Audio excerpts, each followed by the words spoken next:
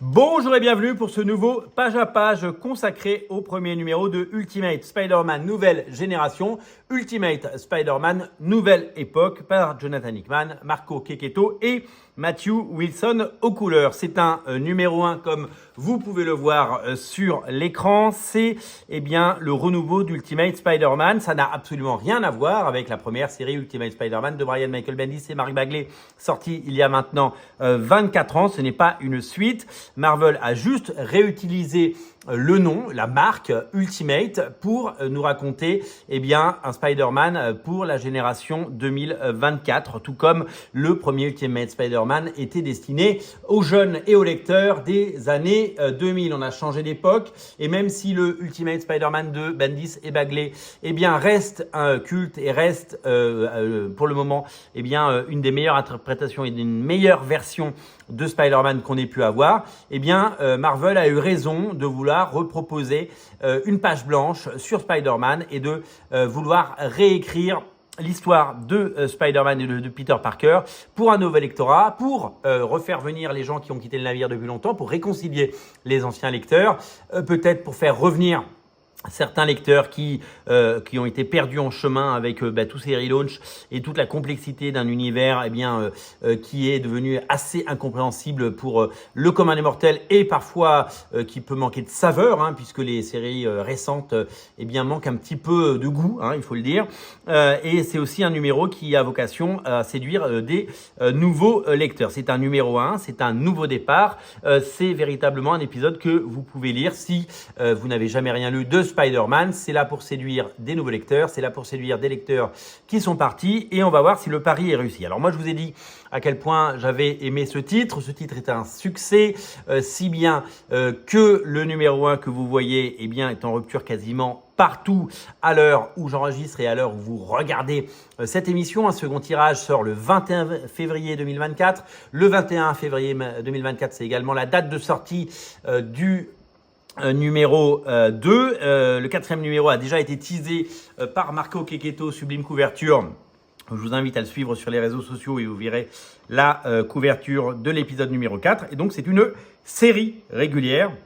Une série qui a vocation évidemment à raconter des histoires inédites de Spider-Man et un numéro 1 et une nouvelle série qui ont pour vocation de devenir demain peut-être les classiques que nous lirons, que nous achèterons dans toutes les collections. Alors beaucoup nous posent la question, quand est-ce que ça sort en français? Il faudra s'armer de patience puisque vous connaissez les formats en France, soit la prépublication se fait dans ce qu'on appelle des soft covers. Donc, est-ce que Panini sortira dans les prochains mois un soft cover Ultimate avec les autres séries Ultimate comme Ultimate Black Panther et Ultimate X-Men? Ça, l'histoire le dira. Je n'ai pas d'informations là-dessus. Est-ce qu'il faudra attendre le 100% au bout de 5 ou 6 numéros? C'est certainement quelque chose qui va nous pendre au nez. Nous avons vu justement sur le Twitter, le X de Marco Checchetto, que en mars 2024, le premier numéro sortait chez Panini Italie. Vous le savez, en Panini, ils ont des formats en Espagne et en Italie un peu différents, des formats proches du format souple américain. Alors ça coûte un peu, je ne sais pas s'il y aurait un marché pour ça, mais ce serait peut-être bien de le tenter chez Panini France. Nous le découvrirons dans les prochains mois. En tout cas, ça sort en Italie en mars, ça sort en février pour un second tirage aux États-Unis et donc dans les boutiques qui importent de la VO. Et c'est déjà disponible si vous avez eu la chance les premiers jours d'avoir accès à un numéro. Alors que penser de ce premier numéro? Moi je vous ai dit tout le bien que j'en pensais.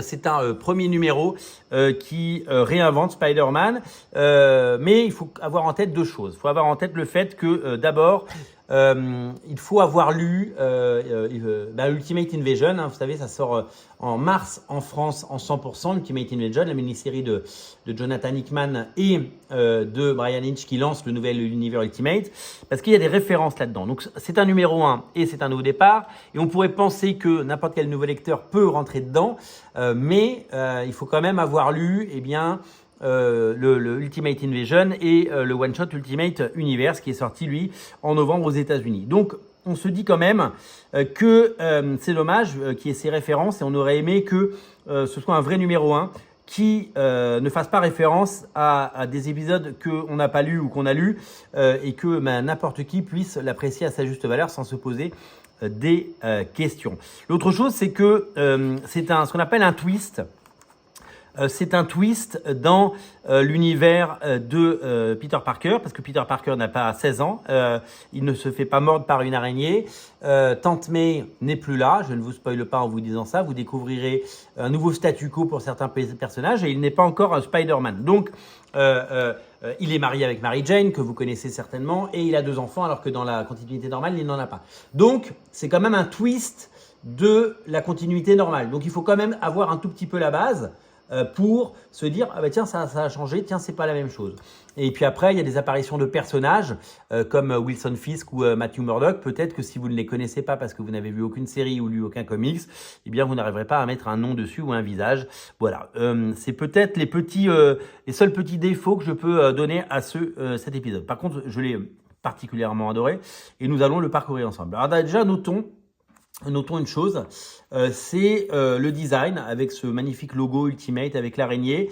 C'est propre et on s'éloigne, si vous voulez, de la présentation qu'il y a eu par exemple pour les X-Men de Jonathan Hickman avec ses diagrammes, avec cette façon d'écrire les crédits et puis cette façon d'avoir des pages de texte et de contextualisation avec du rédactionnel et avec des explications et avec des éléments en plus, des sortes de bonus et puis ces univers alambiqués avec ces diagrammes et avec ces schémas qu'il fait un peu partout. Non, là c'est back to basic. Ça se passe à New York, unité de lieu, unité de temps, Peter Parker, unité de personnage, c'est du théâtre et nous sommes parfaitement sur un départ comme ça doit être fait et il faut s'en réjouir bien entendu. Le dessin de Marco Cacchetto est d'une élégance absolument incroyable. On découvre Peter Parker avec sa bague, donc on comprend qu'il est marié.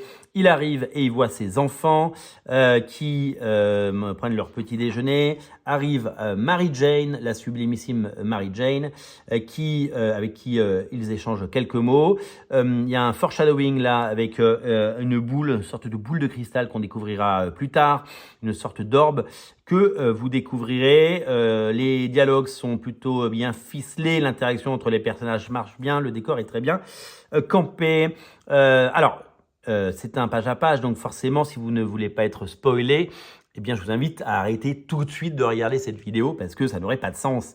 Ce que je peux vous dire par rapport à cet épisode, 2 choses, c'est que on voit J. Jonah Jameson dont la personnalité n'est pas exactement la même que dans l'univers. Il appelle Parker, mais ce n'est pas Peter Parker. Nous allons tourner la page et nous le verrons. Ce que je voulais vous dire, c'est que dans les comics américains, si vous en achetez, vous savez qu'il y a souvent des publicités.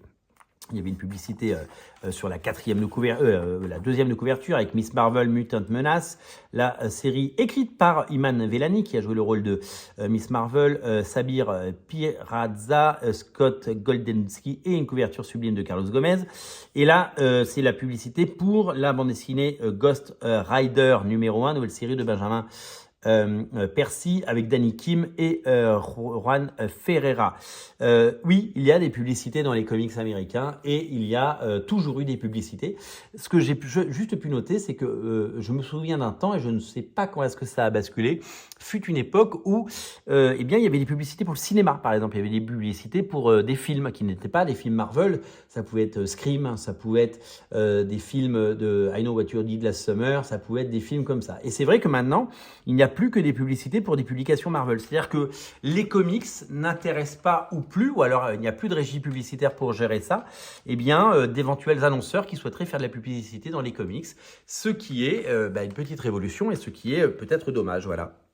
C'était un marqueur de son époque, ces publicités, avec les vieilles publicités de Charles Atlas, vous savez, où on vous vendait des compléments alimentaires pour devenir fort et beau comme papa. Et donc c'est assez notable de voir ça. Allez, on continue parce que le dessin est superbe et on découvre que Ben Parker n'est pas mort et que c'est lui qui dirige le Daily Bugle et que son vieux copain J. Jonah Jameson, il s'entend très bien avec lui et que Peter Parker n'est pas le souffre-douleur et qu'il est considéré comme un adulte et quelqu'un de professionnel.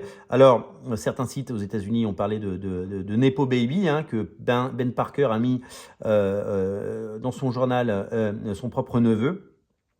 Et voilà. Alors, regardez le rôle de père que joue le rôle de père que joue J. Jonah Jameson, il lui prête sa cravate. Et regardez cette qualité de dessin. On a vraiment l'impression de temps en temps, par moment, de voir des dessins de Jim Cheung. Marco Checchetto a encore poussé son style. C'était déjà super chouette sur Daredevil. Mais alors là, c'est tout simplement génial et magnifique. Regardez, c'est New York sous la neige. Ça nous rappelle la neige qui tombe en ce moment. Ils vont à un mémorial. Dans lequel le père Murdoch, évidemment, fait son homélie. Superbe portrait de famille. Le père Murdoch, alors c'est très drôle parce que, donc vous le savez, notre très cher Marco Checchetto a dessiné un bon nombre d'épisodes de Chip Zdarsky, de Daredevil. Donc il retrouve Daredevil dans cet univers Ultimate. Donc ce n'est pas le même univers, donc ce n'est pas le même Matt Murdock, et on ne sait pas s'il est Daredevil dans cette dimension et dans cet univers. En revanche, vous le savez peut-être, dans l'univers classique, spoiler, eh bien Daredevil dans la nouvelle série qui est, je crois, scénarisée par Saladin Ahmed, c'est ça, eh bien est devenu un homme d'église. Et donc du coup, est-ce que Jonathan Hickman, quand il a écrit ça, il était au courant de ce que faisait Marvel de Daredevil dans l'univers classique? Certainement que oui, mais c'est un joli petit clin d'œil. Harry Osborn vient pleurer son père qui également a péri. Il pleure May Parker et l'ensemble des victimes du terrorisme. Et donc, on vit dans une époque où le terrorisme frappe et tue, et où Peter Parker est bien triste et porte le deuil de sa tante, et que le Ben Parker est également très touché, c'est normal, très affecté, et qu'il porte le deuil, et chacun le manifeste évidemment à sa façon et fait comme il peut dans ce moment difficile. Encore une fois, les interactions entre les personnages et les sentiments qu'ils parcourent sont parfaitement dépeints. Il retourne au Daily Bugle. On voit que J. Jonah Jameson quitte le journal parce qu'il y a une nouvelle direction et que le journal a des difficultés et qu'il faut réagir et que les temps changent et que place aux jeunes. Donc, Ben Parker décide de partir également, et nous découvrons que c'est Wilson Fisk qui est aux manettes de ce conseil d'administration, et donc les deux potes décident de partir. Il se retrouve, et puis voilà, et donc Wilson Fisk sort du Daily Bugle, il est victime d'un attentat, nous verrons qui l'a fait. Nouvelle publicité, vous le voyez, qui n'est pas une publicité pour un produit sous licence Marvel, et qui n'est pas du tout, je sais pas, pour Gap ou je ne sais quoi. C'est le nouveau bouffon vert qui arrive, donc ce n'est pas un monstre comme dans la première version d'Ultimate Spider-Man. C'est une armure, comme vous pouvez le voir. Nous, on voit que Wilson Fisk échappe à cet attentat. On se retrouve dans un bar dans lequel les deux vieux copains boivent un nombre de bières. Il y a Peter Parker qui les rejoint. Ils disent qu'ils vont monter leur propre truc, leurs propres médias, et qu'ils vont évidemment rebondir à leur âge. Peter Parker leur dit qu'ils sont fous et qu'ils auraient dû évidemment faire profil bas. Petit sermon de Ben Parker à Peter Parker qui lui dit de se réveiller, et que il est un peu trop prudent et un peu trop comme ça, voilà. Peter Parker rentre chez lui, discute avec Mary Jane parce que ça va pas, donc ils se boivent un petit verre de vin et ils discutent. Il est pas bien dans sa peau, ça se passe pas bien, il est très affecté par la mort de sa tante, et il sait pas où va sa vie, et elle lui dit un truc, il a un doute sur quelque chose, et il va donc est-ce que cette, attendez, je regarde juste un truc, hop. Ça se passe plus tard. Et donc, il va juste, il discute avec elle, il est rassuré. Et il va aller sur le toit avec cette orbe qu'on avait vue au premier truc. Là, elle lui dit go get them Tiger. Là, nous avons une publicité. On se rend compte donc dans ce flashback qui se passe la nuit d'avant que il a découvert dans cette boîte qui sort un peu de nulle part si vous n'avez rien lu, que Iron Lad Tony Stark lui fait un sermon pour lui dire que quelqu'un a changé le passé, et il aurait dû se faire mordre il y a 20 ans par une araignée, il aurait dû sauver des gens. Il lui donne une orbe pour lui donner la solution. Vous voyez, le jeune Tony Stark qui a laissé cette petite note vocale, mais pas que vocale, à Peter. On revient sur le présent. L'orbe s'ouvre en la touchant. Il y a une boule noire dedans. La boule noire, on ne sait pas ce qu'elle devient. Là, d'un coup, il y a un tube. C'est très bizarre. Et dans le tube, il y a l'araignée. Donc là, il se souvient de son oncle qui lui dit de se réveiller. Il se souvient de Mary Jane qui lui dit de Go Get Them Tiger. Il se fait mordre et bam, voilà. Donc comme vous voyez, il n'y a pas de costume. Comme vous le voyez, il n'y a pas d'action, mais une parfaite introduction, si vous voulez, un premier chapitre pour raconter tout ça. Et puis, évidemment qu'on introduit des éléments super héroïques et fantastiques parce que ça reste quelqu'un qui s'est fait mordre par une araignée radioactive et qui développe des pouvoirs. Donc, on en verra plus dès le premier numéro. Vous avez la couverture du numéro 2. Là, vous avez en tout petit la couverture de Ultimate Black Panther et la couverture de Ultimate X-Men numéro 1 par Peach Momoko. Une nouvelle pub et une nouvelle pub. Là, c'est pour les soundtracks et pour les bandes originales des Gardiens de la Galaxie. Voilà, donc que des publicités pour des produits Marvel ou sous licence Marvel ou des bandes dessinées Marvel et aucun annonceur, aucune grosse boîte qui mettra le moindre dollar dans de la publicité des comics. C'est vous dire à quel point ça n'intéresse personne aux États-Unis. En tout cas, ce titre est un succès et c'est mérité. La marque Ultimate Spider-Man est relancée de la plus belle des façons. J'ai hâte que cet épisode sorte. J'ai hâte, moi, personnellement, de lire le deuxième numéro et de le découvrir. J'espère que je pourrai mettre la main dessus, bien entendu. C'est un succès, c'est un phénomène, c'est un plébiscite. C'est tout simplement quelque chose que je vous recommande.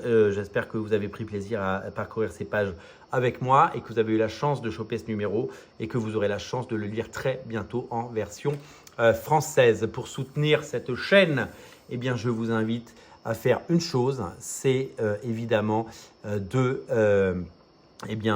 cliquez dans le lien dans le descriptif de la vidéo qui va vous diriger vers mon compte Tipeee et c'est le compte Tipeee de la chaîne et pour manifester votre joie et ce plaisir de voir toutes ces vidéos au fil des jours, c'est la meilleure façon de le faire. Je vous remercie et je vous dis à très bientôt pour un nouveau page à page.